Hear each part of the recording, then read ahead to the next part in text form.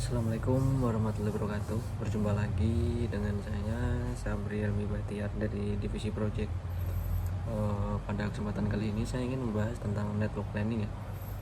Biasanya sebelum mengerjakan suatu kegiatan, alangkah lebih baiknya sudah telah direncanakan secara lebih matang lebih dahulu.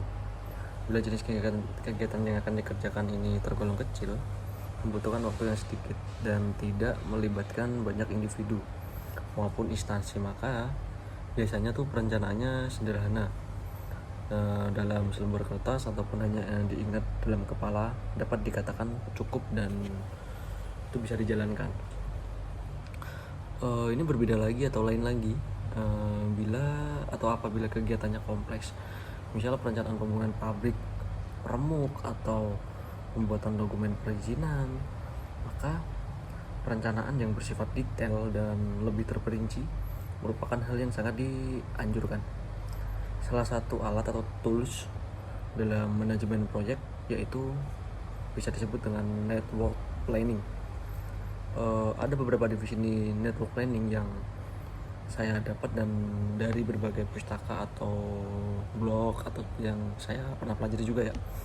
Yang pertama, network planning merupakan sebuah alat manajemen yang memungkinkan dapat lebih luas dan lengkapnya perencanaan dan pengawasan suatu proyek. Ini saya kutip dari buku Sutomo Kajatmo pada tahun 1977. Yang kedua yaitu network planning bisa diartikan atau adalah salah satu model yang digunakan dalam penyelenggaraan proyek yang produknya adalah informasi mengenai kegiatan-kegiatan yang ada dalam network diagram proyek yang bersangkutan. Nah, ini pendapat dari Tubagus Haidar Ali pada tahun 1995. Yang ketiga dan yang terakhir yaitu dari Sofwan Badri pada tahun 1997. Dia mengatakan network planning pada prinsipnya adalah hubungan ketergantungan antara bagian-bagian pekerjaan atau variabel yang digambarkan atau divisualisasikan dalam diagram network. Kemudian pertanyaan berlanjut atau ada pertanyaan muncul juga. Apa sih kegunaan network planning atau apa sih tujuannya? Secara umum, tujuan atau kegunaan network planning adalah untuk mengelola kegiatan, mengontrol kegiatan, atau mengkoordinir sebuah kegiatan. Ada beberapa poin detail kegunaan tool pada network planning, yaitu yang pertama memberikan perencanaan, penjadwalan dan pengendalian kegiatan secara menyeluruh. Yang selanjutnya dapat memperkirakan waktu, biaya, serta sumber daya yang diperlukan. Yang ketiga, sebagai dokumentasi proyek. Yang keempat, mengetahui kegiatan kritis dan non kritis. Yang terakhir, sebagai alat komunikasi data, masalah dan tujuan proyek. Nah, pada 5 poin tersebut biasanya dari network planning itu sudah merencanakan bagaimana proyek ini akan berjalan, apa tahapan awalnya, apa tahapan setelahnya, hingga tahap output terakhirnya nanti akan seperti apa. Itu secara detail dari sumber daya atau MPP, terus dokumentasi, perkiraan waktu, perkiraan biaya ada di dalamnya. Nah, untuk membuat network planning sendiri itu data-data yang diperlukan adalah yang pertama yaitu mengetahui jenis-jenis pekerjaannya dan prasyarat apa yang diperlukan untuk memulai pekerjaan atau kegiatan tersebut, dan kegiatan apa yang dapat dilakukan setelah pekerjaan tersebut selesai.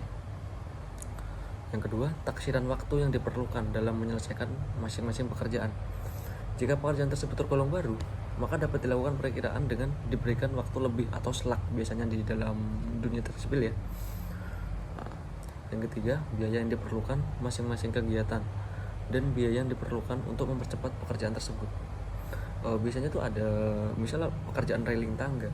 Pekerjaan railing tangga ini akan lebih mudah ketika alat-alat yang dibutuhkan itu lengkap seperti alat las, terus gerinda seperti itu harus ada hitungannya juga dalam network planning. Yang keempat atau yang terakhir, sumber daya yang diperlukan pada masing-masing pekerjaan.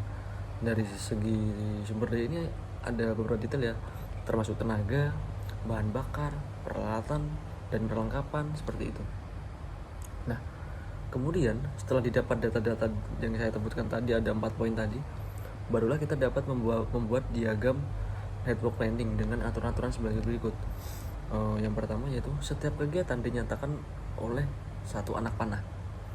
Yang kedua, tidak diperbolehkan adanya dua kegiatan dalam peristiwa awal dan akhir yang sama.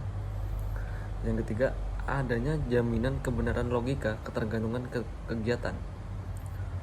Yang keempat, harus dihindari keadaan yang menggantung. Yang kelima, harus dihindari keadaan yang melingkar.